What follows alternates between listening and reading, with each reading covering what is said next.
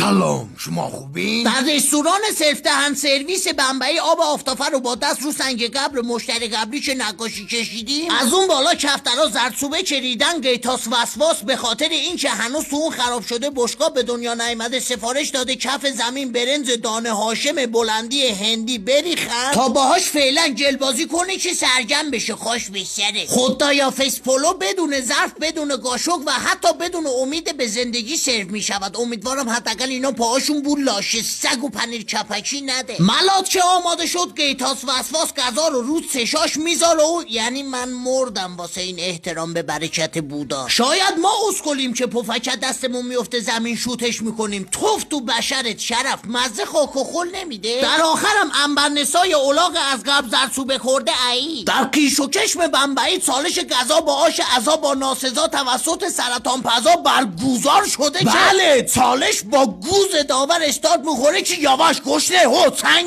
نه لودر دو دستی مگه بیل مکانیکیه؟ دو خم برنزو گرفته یه سال تو یه تکی تو معده یکشون گر کرد رفت خونه باباش. فکر کنم این اولی آقا والدین 2 ماه ننش بهش غذا نداده، یه کیسه برنزو تموم میکنه میره لنگ مرغو میگیره، فقط خروس هندیا نگیرنه. سایزه این مسابقه دست خر طلاییه که به نفر اول مرد سوزتو ببرن. ای ببند در گاله رو. خوش به سرت.